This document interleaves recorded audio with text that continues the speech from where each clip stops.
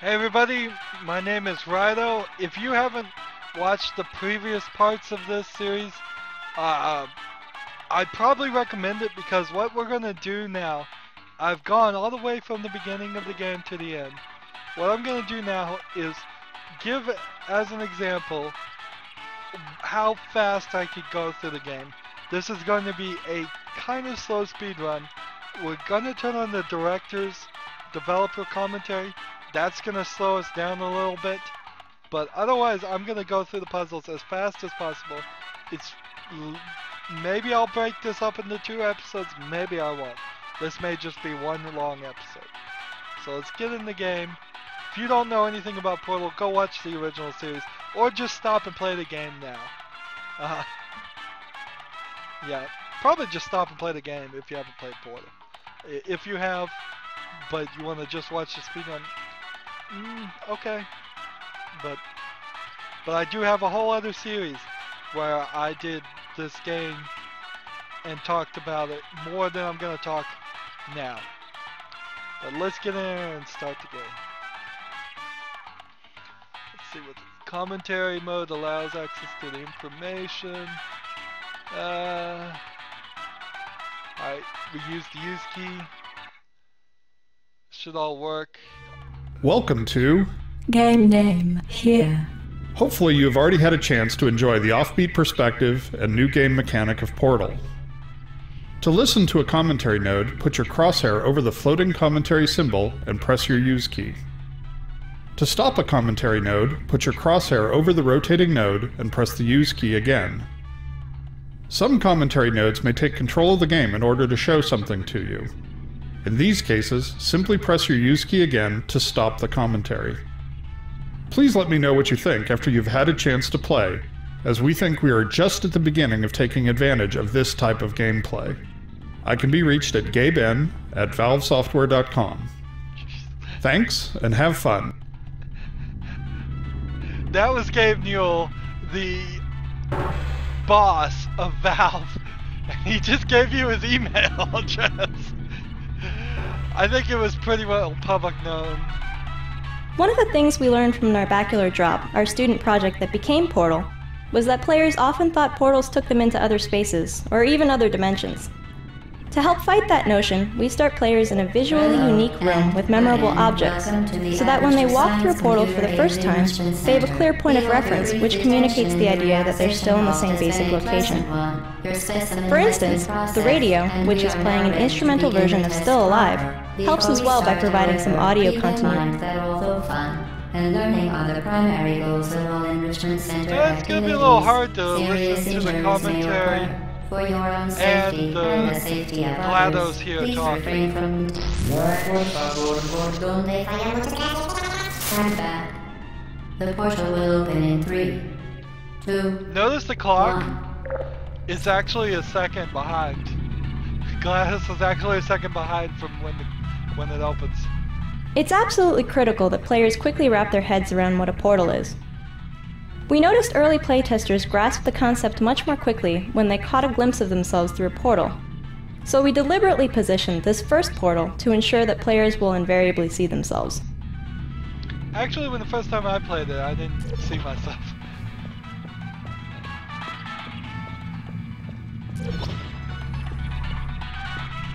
One of the things we learned from Nope. Different color? It's absolutely Nope. I don't know why the colors are different.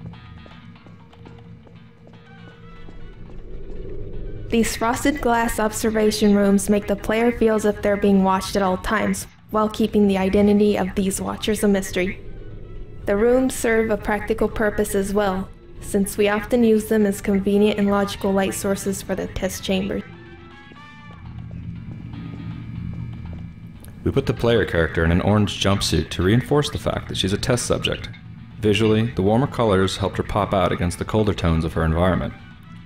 Some playtesters were wondering why she could fall so far without getting hurt the way she would have if she were in Half-Life 2. In response, we added a mechanized heel spring to her lower legs. Afterwards, there was no longer any question about why she could survive such long falls. Honestly, I think that is the most contrived solution. Why didn't they just put like special shoes on them and then but instead they put this heel spring and you have no shoes on. So look at your feet. You got these, you're wearing no shoes, you're walking on your toes, and you've got this big old heel spring. Why not just special shoes? And then one line of dialogue would have fixed that. Portal is effectively an extended player training exercise. We spend a huge portion of the game introducing a series of gameplay tools, then layering those tools into increasingly difficult puzzles. This layering starts here, where we train the button and box mechanic, before introducing the more complicated concept of portals. Particle field across the exit. This Aperture Science Material Emancipation Grid will vaporize any unauthorized equipment that passes through it. For instance, the Aperture Science Weighted Storage Cube. So, like I said, we're not really gonna speed run through this super fast. I'm not gonna become like the world champion fastest person. Please place the weighted storage cube on the 1500 megawatt Aperture Science Heavy Duty Super Colliding Super Button. We wanted players to feel safe while standing in a portal, so we never kill them or destroy objects within a portal that's closing. Instead, we either push or teleport objects out of a portal as it closes. Yeah, that's a pretty good decision. It would be irritating if you did die. Perfect. Please move quickly to the chamber lock, as the effects of prolonged exposure to the button are not part of this test. It's a little interesting you put the developer commentary in such as this. It's kind of sparse. We very deliberately introduce and train each gameplay concept in Portal, so that once players reach this spot, we're confident that they know what a portal is and roughly how it works. Early versions of the game let players stumble through the beginning, without always understanding what was going on, which really compromised teaching new concepts. The puzzle you just finished was designed so that stumbling around will almost always lead to a dead end. Completing the puzzle requires walking through a minimum of 5 portals in a specific order. This kind of gating, in which a solid understanding of key gameplay concept is required for success, helped standardize the learning curve of the game tremendously.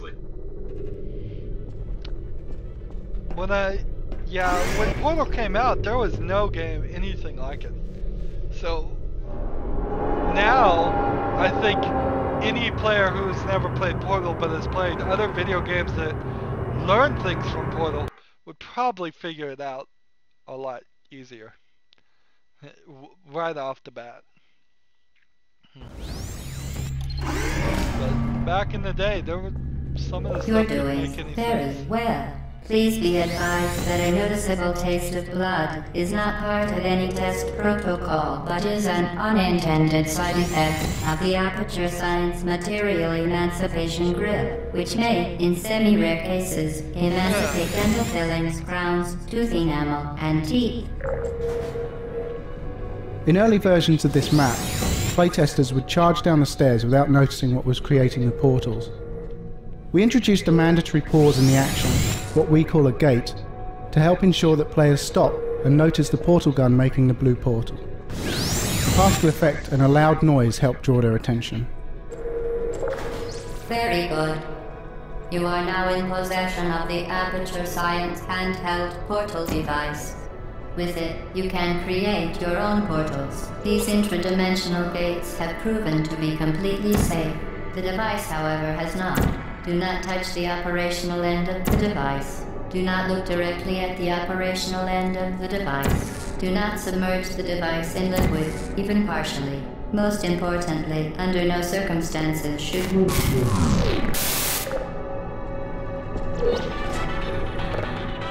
What's this doing here?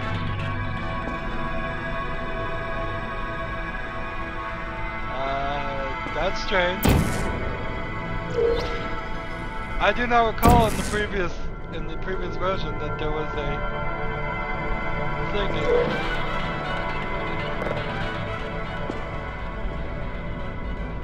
I'm gonna get that I'm gonna get it. I don't care how many times I have to try.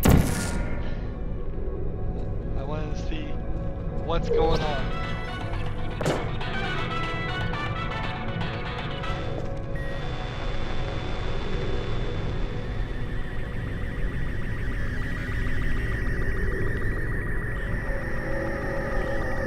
Oh, I know what this is. When they announced Portal 2, they patched in things like this. So this is like audio signal that if you fed into an oscilloscope would give you a picture, I believe.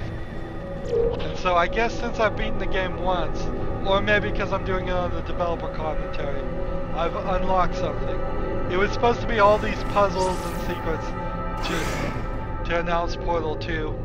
This in a pretty good, pretty interesting advertising campaign.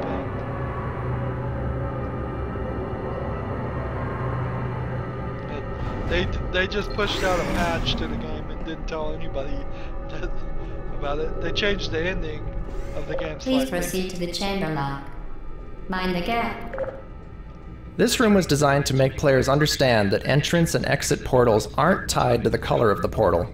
Playtesters often assumed that orange portals were exit only, so we created this puzzle to force players to enter an orange portal. Oh, I didn't remember that. When rendering the player's view through a portal, we must render a separate image using a virtual camera which looks out of the opposite portal. To obtain a correct image and efficient rendering performance, we render only what is visible to the limited field of view of the opposite portal and exclude objects which lie between the virtual camera and the plane of the opposite portal.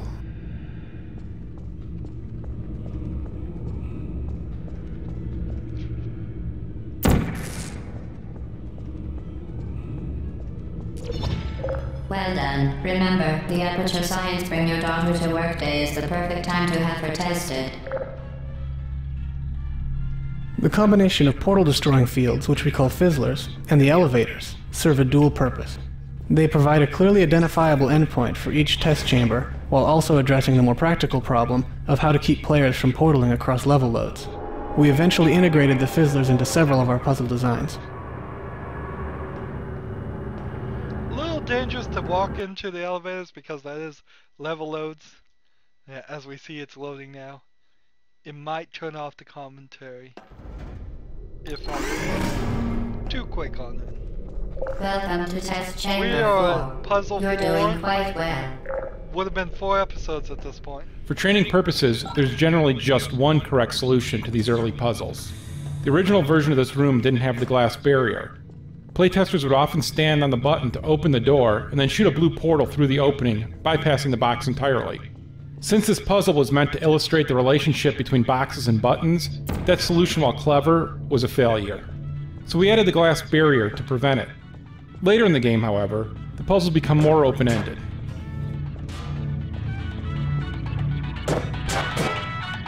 Here's another one. These were not in the game. Integrating portals with Source Engine's physics system was a complex process that required several iterations to achieve the right balance of performance and correctness. Because portals can be placed virtually anywhere in the game's environment, the physics system had to be modified to allow dynamic changes to its representation of colliding geometry, such as the walls and floor around this box, and any objects which may lie on the opposite side of the portal. Initial implementations of this dynamic collision generation system could take up to 1/2 of 1 second, or 500 milliseconds, to compute the correct collision. This may not sound like a long time in everyday life, but this pause during the portal creation was quite noticeable in the context of a game. Ultimately, we designed a system that creates temporary hybrid physics environments in bubbles around the portals, using less accurate collision than that produced by Source's standard collision generation, but was accurate enough in practice and reduced the time to create dynamic collision representation from 500 milliseconds to just 10 milliseconds, which is an imperceptible pause during portal creation. Required test protocol. We will not monitor the next test chamber. You will be entirely on your own. Good luck. These are just laying everywhere.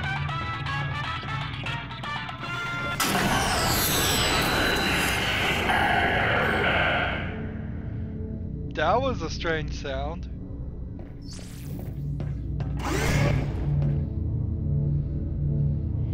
Wonder what that would sound like if I played it in reverse.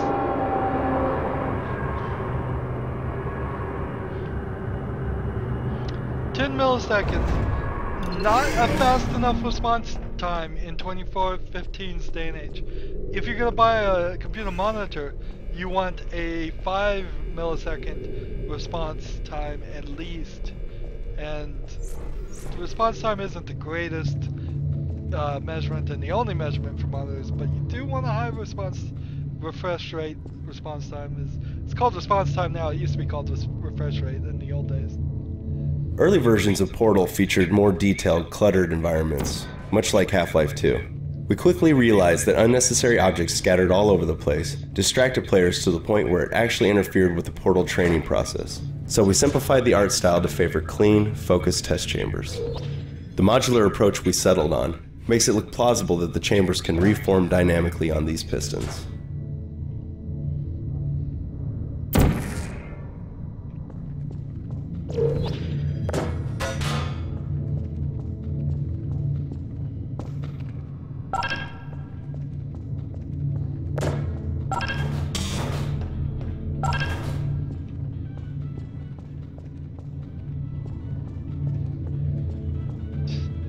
Another one.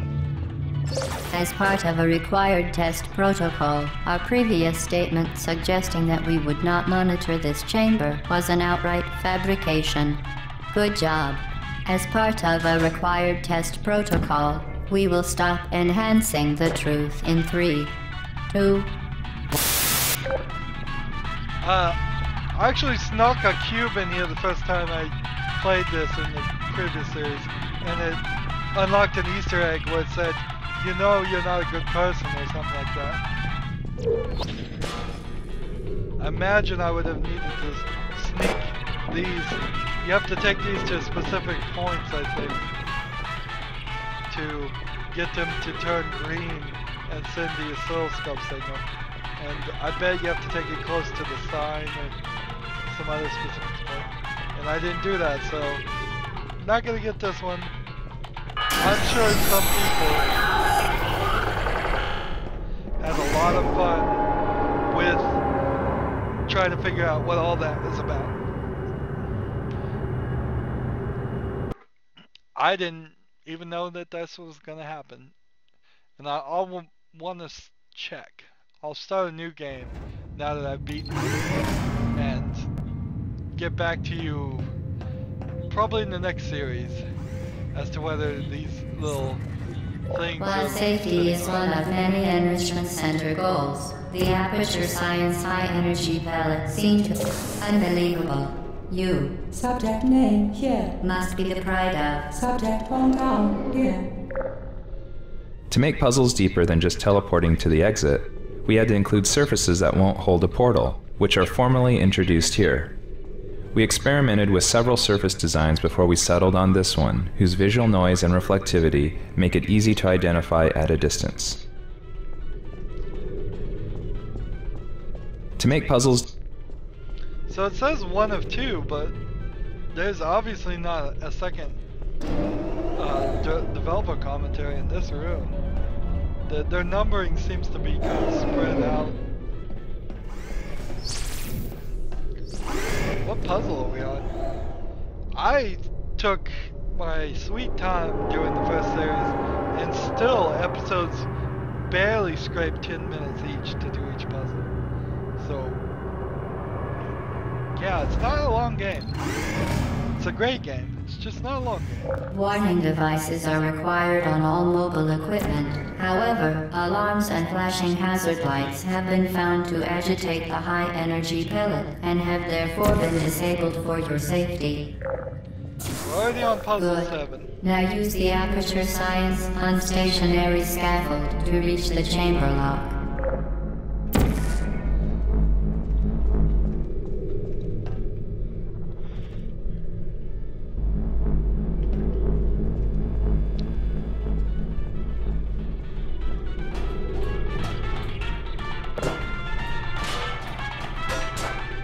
Might as well play with these.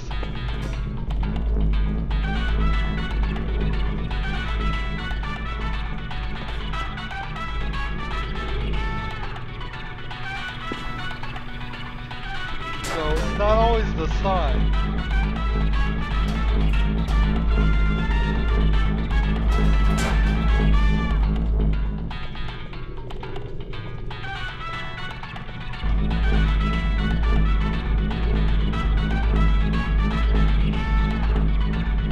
Well, it feels like I've been over this room, most of it. I wonder how close you have to be to the area. Boy, you're gonna get sick of the song. Me? I never get sick of the song. Originally, these scaffolds ran on electrified tracks, but crafty playtesters would hop along the rails to the exit, bypassing the puzzle entirely. We tried to solve this by killing players as soon as they touched the rails. That solution ended up being too much of an overcorrection, as even skilled playtesters were getting frustrated by these one-hit kills in the more complex puzzles later in the game. Making the scaffolds run along immaterial beams of light solved both problems.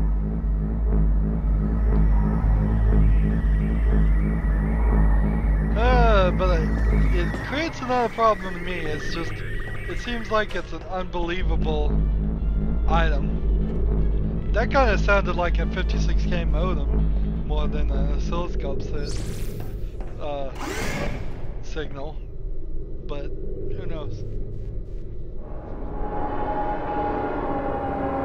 I would believe the scaffolding, the platform's a lot better if they just hovered and didn't have the light, but then you wouldn't know where they're going either, so I guess that's the best solution, maybe. Please note that we have added a consequence for failure. Any contact with the chamber floor will result in an unsatisfactory mark on your official testing record, followed by death. Good luck. Even though layering player training was a design goal from the start, we still ended up introducing some concepts too quickly. For instance, this used to be the first energy ball redirection puzzle. Playtesting revealed that this puzzle introduced too many new concepts at once, which ended up frustrating a lot of playtesters. In response, we inserted 2 test chambers before this one to make the energy ball redirection training more gradual.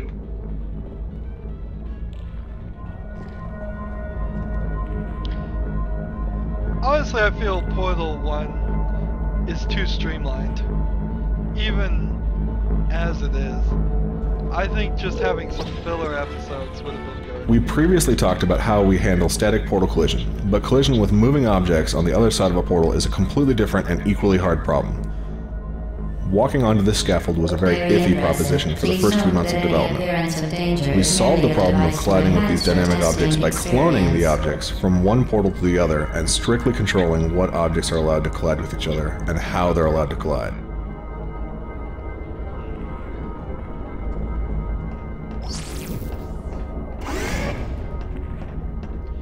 I think a lot of their problem in making this game is the fact that they used the source engine versus making this game from scratch. But, you know, then that probably saved them millions and millions of dollars too. They probably just put too much of the source engine into it. I have no problem with the source engine. The Enrichment Center regrets to inform you that this next test is impossible. Make no attempt to solve it. I think it's called the real engine. There's one that's used in almost all games these days, and like, I don't remember the name of it, but it is the one I would pick if I was going to program a game. For the first few months of development, we rendered the views through portals to 2 off-screen textures. This approach was easy to implement and it was compatible with a wide range of graphics hardware.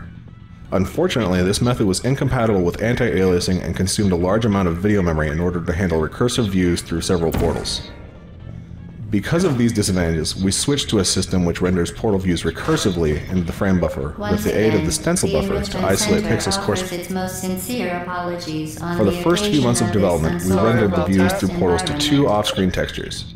This approach was easy to implement and was compatible with a wide range of graphics hardware. Unfortunately, this method was incompatible with anti-aliasing and consumed a large amount of video memory in order to handle recursive views through several portals. Because of these disadvantages, we switched to a system which renders portal views recursively into the frame buffer with the aid of the stencil buffer to isolate pixels corresponding to a given portal.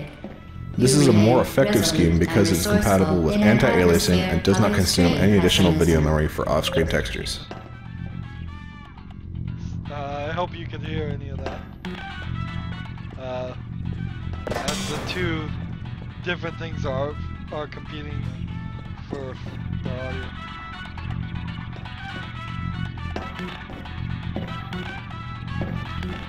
Oh, come on, how are you supposed to get this?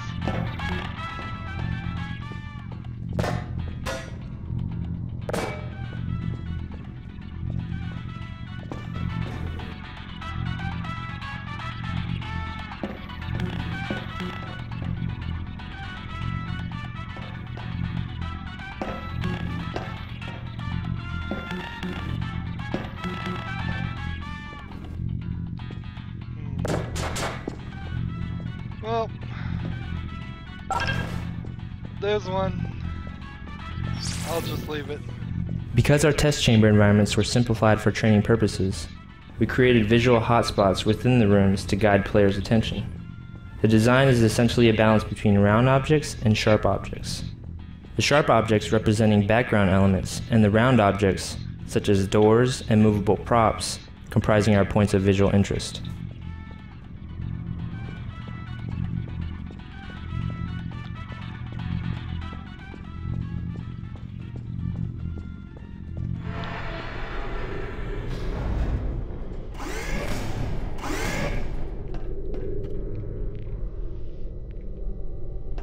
Important at this point that the game shows you that the elevators move, everything goes up and down, but it doesn't really pay off what it's showing you, just showed you as the elevator was coming down, until way at the end of the game. So I don't know why it's telling you this now, because by the time you were at the end of the game, you Hello don't again. remember. To reiterate, previous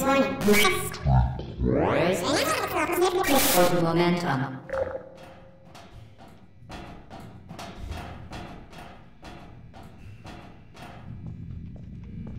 Portal momentum ended up being the hardest concept to convey. For this series of puzzles, which went through more design iterations than virtually any other part of the game, we introduced the idea of redirecting your momentum using portals, slowly, step by step. We even have the AI voice pretty explicitly explain the elements of the puzzle, something we avoided throughout most of the rest of the game. Using gravity to fall into one portal so that you come rocketing out the other portal, a skill we call flinging, was another difficult concept to train. We designed a specific visual cue, a pushed-out concrete block with checkerboard tile above a pit, to indicate to players that it's time to use the fling maneuver. Repeated several times, this cue helps players associate pushed-out concrete slabs with flinging, in much the same way that players learn to associate cubes with buttons.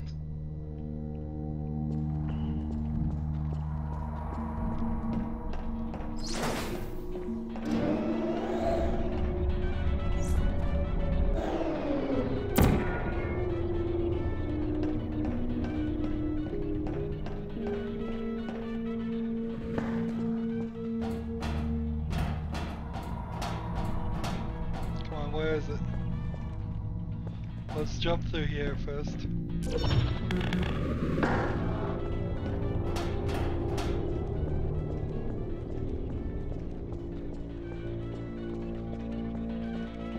I want to hit this part so we can get to the commentary. Momentum, a function of mass and velocity, is conserved between portals. In layman's terms, speedy thing goes in, speedy thing comes out.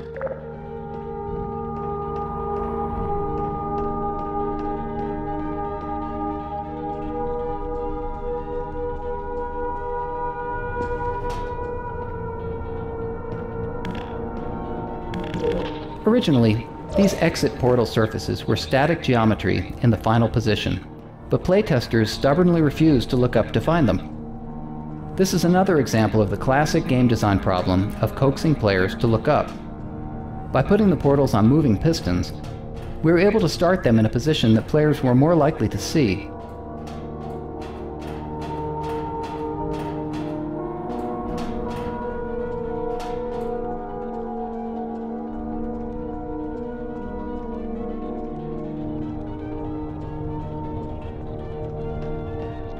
Here it is, it's right up here in the corner. How am I supposed to get that? Man, they hid one in like every area.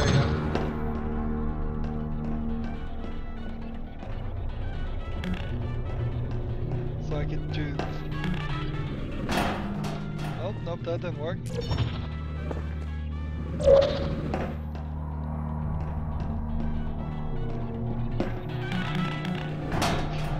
Well, I'm not gonna sit here and try and get it. This has given me a new goal to find all these dumb radios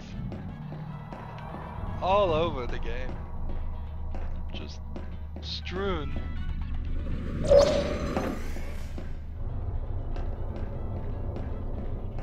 Any more commentaries? No? Good.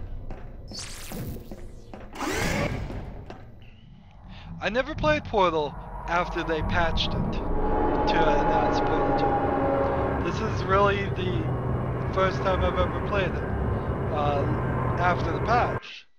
So I did not know of these things. Really, when I heard Portal 2 was coming out, I was just super excited and got ready to play Portal 2. It never occurred The Enrichment Center promises to always provide a safe testing environment. In dangerous testing environments, the Enrichment Center promises to always provide useful advice. For instance, the floor here will kill you. Try to avoid it. We found that rather than looking into portals to see where it went, playtesters would often leap blindly to their doom. In response to this observation, the moral of this puzzle is, look before you leap. The safe orange portal is out of the player's view from this balcony.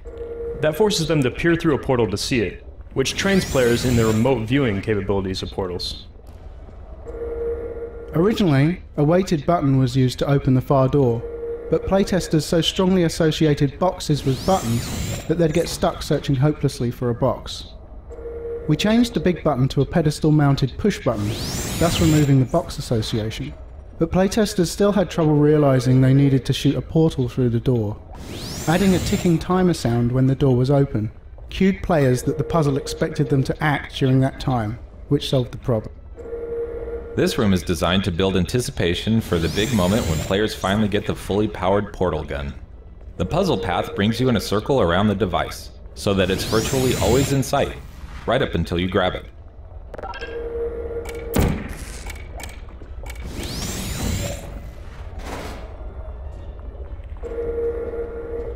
Still no commentary or explanation as to why touching another portal gun then makes that portal gun disappear and gives you the ability to make orange portals.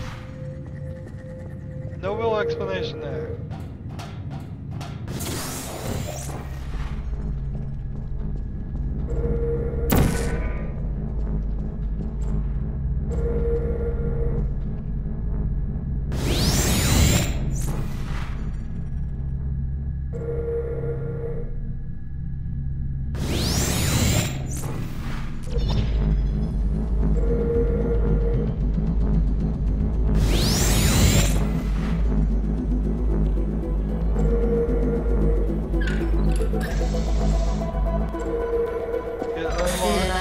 Modified so that it can now manufacture 2 linked portals at once. As part of an optional test protocol, we are pleased to present an amusing fact. The device is now more valuable than the organs and combined incomes of everyone in. Subject on down here. So another little music thing. I don't know how you get the music. The radio over there though. How can you reach that? I don't see a way you could. I doubt you would need to get them all. I mean, it's right there. but you would have had to run through this really fast.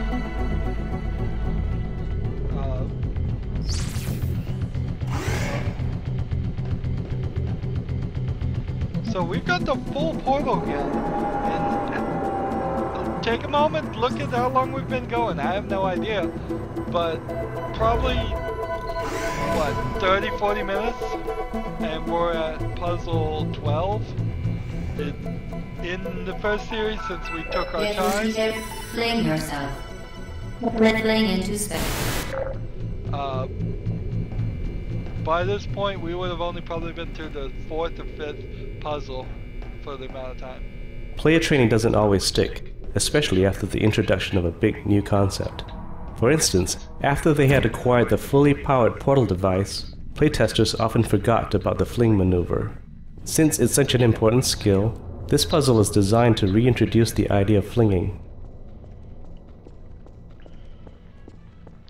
Yeah, it very much does.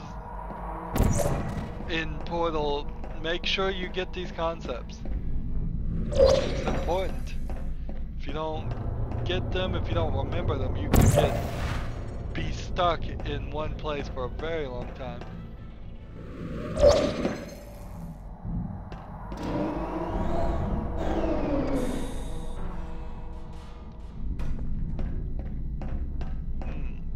I hear it. I hear the radio. I just don't see it.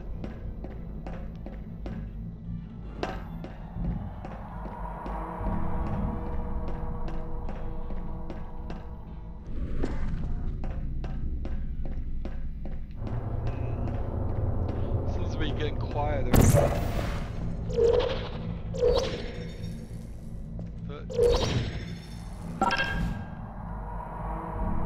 Where am I? Let's see.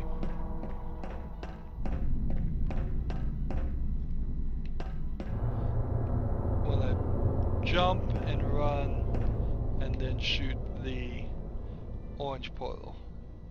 Maybe.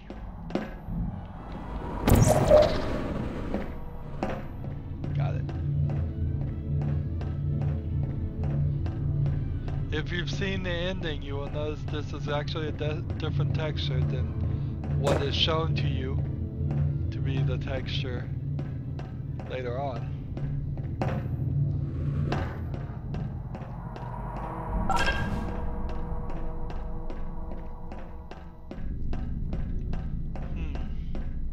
It's kind of quiet. This game doesn't stay quiet for that long.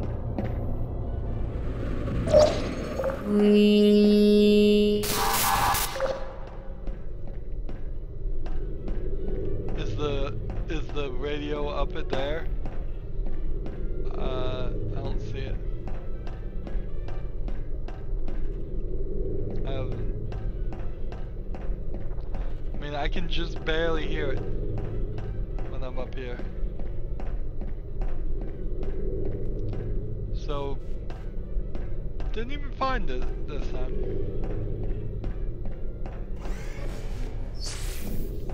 Well, I didn't expect I'd find them all, let alone get them all.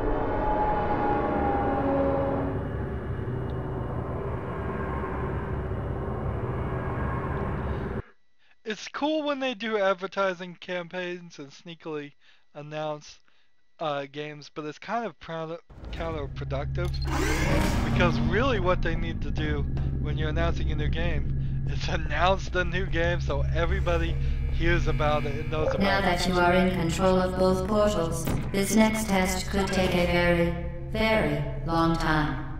If you become lightheaded from thirst, feel free to pass out.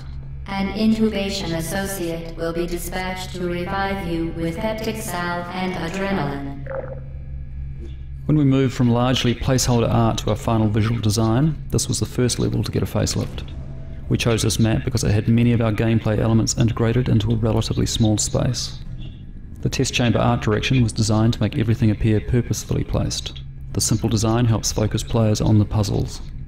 It also provides a nice contrast to the later, much less sterile behind-the-scenes environments, which contributes to a clear sense of progression.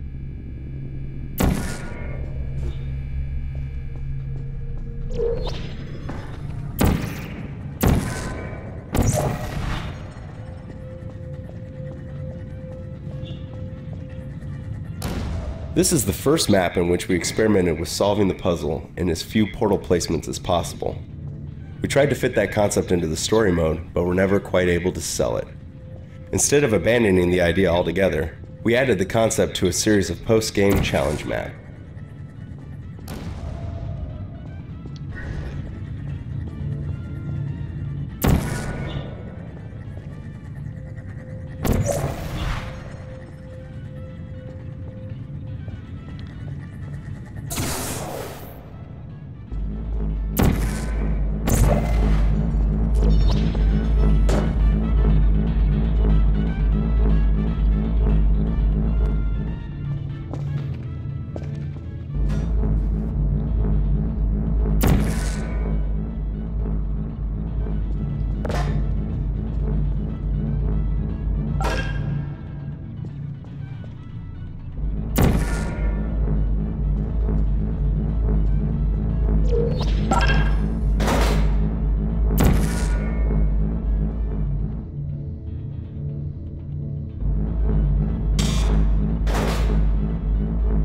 Did I get all the commentary in this room? I think I did. Good.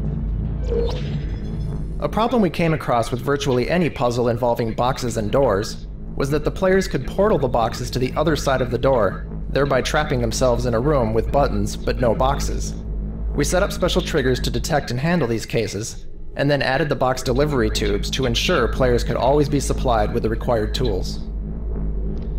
In my previous series run of this, that's exactly what I did.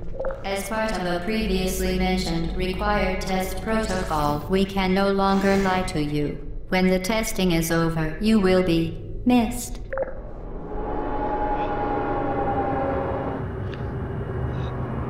So I was able to bring both boxes to the fizzer wall, as they call it, and destroy the boxes, and then I was able to portal my way into the main chamber there, and from that point I moved the portals around and could no longer escape.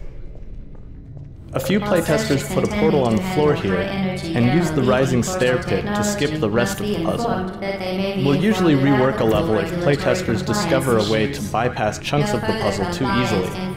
But in this and a few other cases where skipping ahead arguably takes more skill than solving the puzzle properly, we let the ninja solution stand. This is a great spot to appreciate the recursive nature of portals.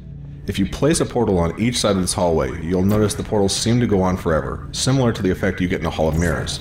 In actuality, we support a maximum of 9 recursive portal views down any chain of portals. We achieve the impression of infinite recursion by copying part of the previously rendered frame onto the final portal in the recursive chain. It's not perfect, but it's inexpensive and effective.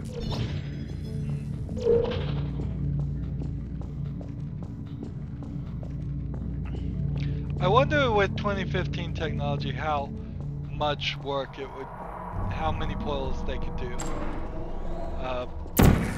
Probably quite a lot. The growth in video cards and just what could be done has been amazing in the past few years. So if you have a 3 or 4 year old video card, throw that junk away.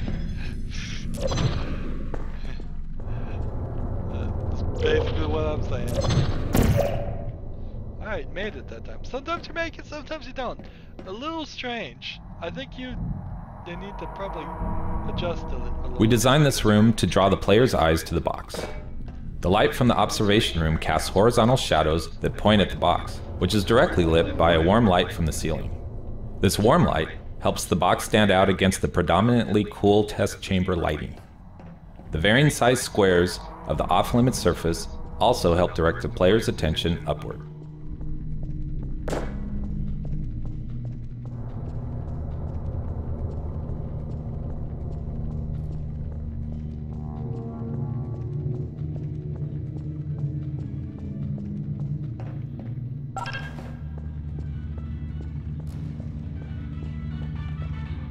There's another one. How would you get up there? You would have had to fling yourself up there and grabbed it.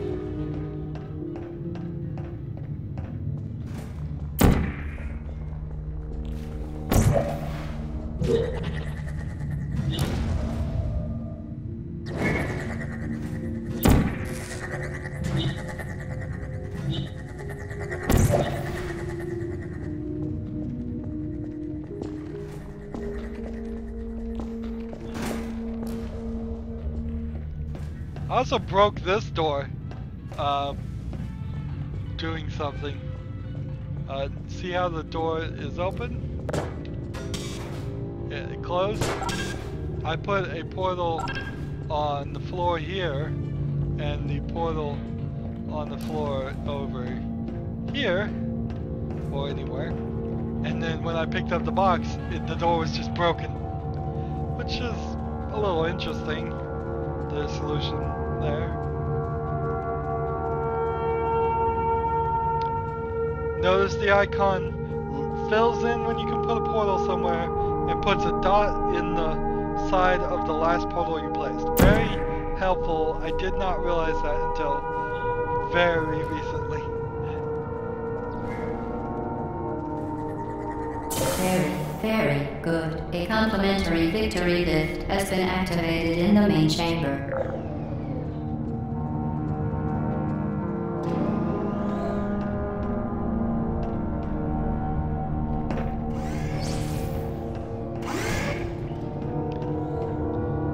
I like the music in Portal. It's a little rough how it just kind of fades in and fades out and doesn't leave enough time for silence in between.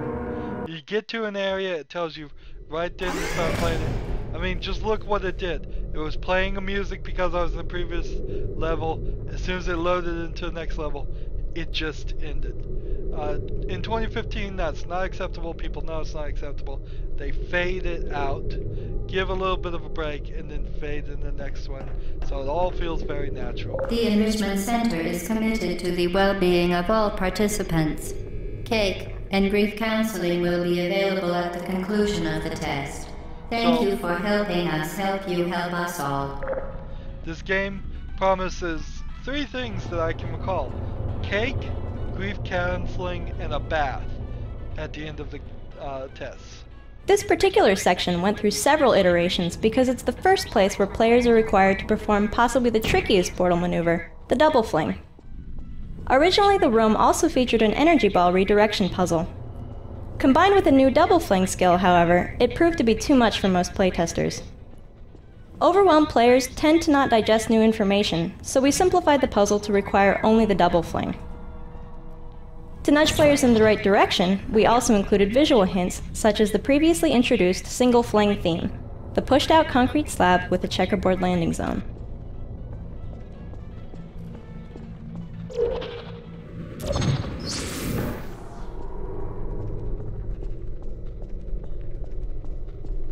Where'd the music go?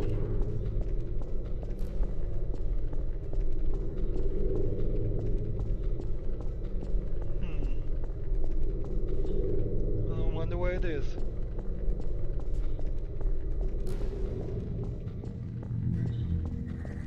This puzzle requires players to redirect an energy ball through multiple portal placements.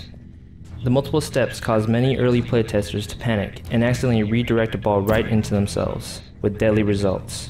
We redesigned the test chamber so that portals can only be placed in the top half of the room, which solved the problem by generally leaving players out of the ball's reach.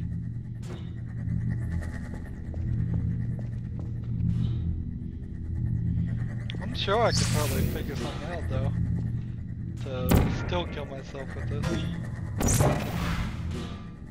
Well, I could just jump in front of everything. That'd be pretty difficult. Otherwise. Strange mechanic. This sign, for some reason, this sign, which is kind of unique,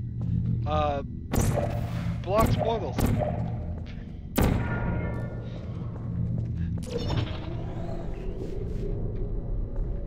I don't know if we do see signs like this, but they're kind of unique in its placement, and I guess I just didn't take notice of them. We noticed through our playtest that many of our players weren't aware of the fact that you could place portals while falling.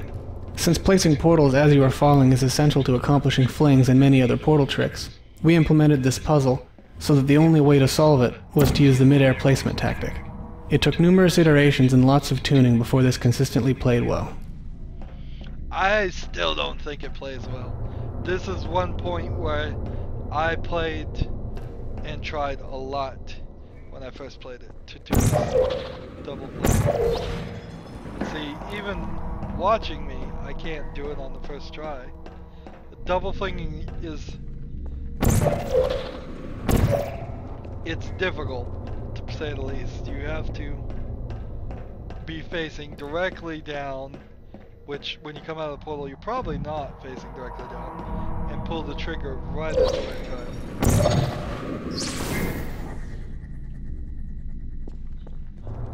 So now we've double flinged ourselves through one, and now we've got to double fling ourselves through another. Why? Why do we have to double fling twice? I don't know. Perhaps the most important purpose of this final test chamber is to cement the double fling maneuver training. For previous flings, we employed a visual cue, a pushed out section of a wall. In preparation for the more freeform behind the scenes levels, however, we take the training wheels off. To proceed, players must realize they can double fling almost anywhere they want to, with or without hints.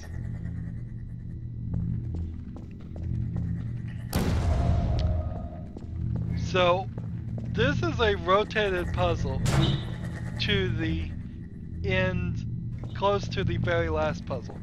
So, same setup, 2 panels going 45 degrees. Now, when something goes straight down in this puzzle, it comes out the correct physics way, this way. When you do this exact same thing at the final puzzle, which we will see, it comes out the wrong way and goes right back up. They cheated.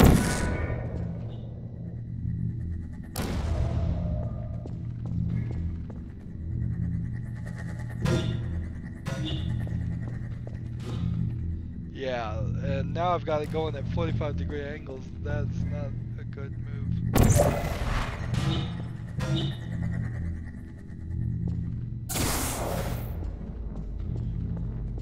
They definitely cheated in that final puzzle. Not the final part of the game, but the puzzle 19. Just barely made it on that.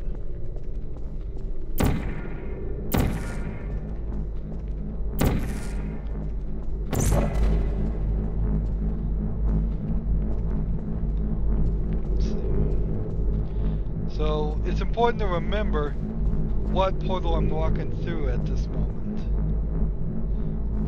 I'm walking through an orange, that means I want to place an orange right there. Or I could have placed a blue, either way. Actually, I'll just stick with the oranges from now on for ease of sake.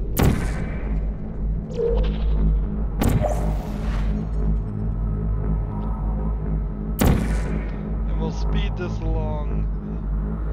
I could do this, but it would be very dangerous since I have a portal on the floor.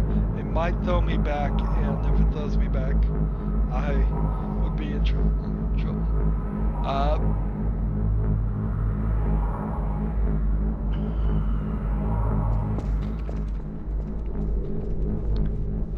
So I placed an orange, a blue, good. Very long single puzzle here. In this puzzle, we wanted players to realize that using portals, they can travel long distances in a short step.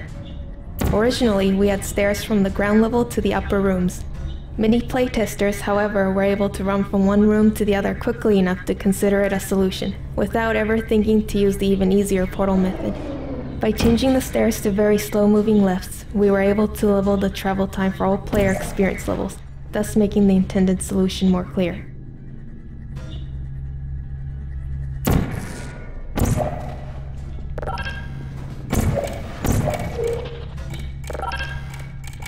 Did you know you can donate one or all of your vital organs to the Aperture Science Self-Esteem Fund for Girls? It's true.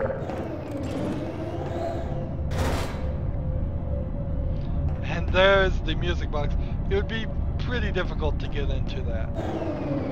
I think I've seen people do it, and that there's even programmed a way that will release you from that area if you fling yourself into it. But it is gonna be a button masher about flinging yourself across the room, pushing the 2 buttons. Due to mandatory scheduled maintenance, the appropriate chamber for this testing sequence is currently unavailable. It has been replaced with a live fire course designed for military androids. The Enrichment Center apologizes for the inconvenience and wishes you the best of luck. For Portal, we wanted to create a turret that was different from the traditional Half-Life 2 turrets. The Half-Life 2 turrets are nothing more than mindless mounted guns. In Portal, we wanted the turrets to have personality, to be characters. The first step was a redesign of the look. Once we had the look of the new turrets, they seemed less like menacing machine guns and more like cute robots. And robots can never really be cute until they are talking robots. So the next step was creating the vocal characteristics of the turrets. Working with Ellen McLean, we settled on an innocent-sounding voice with dialogue to match. This juxtaposition of killing machine and innocent, non-aggressive personality ends up making the Portal turret a memorable character. How far are we? We are at puzzle 16, and I think we've gone long enough. I know I'm ending it a little strange. We will start right back up here, but let's end this run and end this episode as it is, as this thing is shooting at me. Let me just say we'll probably have 1 or 2 more episodes and then we'll be done with the game.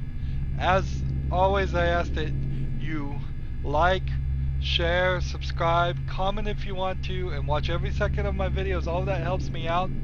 So this will be Speedrun Part 2 with Director's Commentary. It's probably just called Director's Commentary. If you want to friend me on Facebook, not Facebook, I don't have Facebook, Twitter, or Google Plus, or Steam, or Battle.net for Hearthstone. All that information is down in the description. And yeah, that's it. Thanks for watching this. Catch part 2. Have a good evening.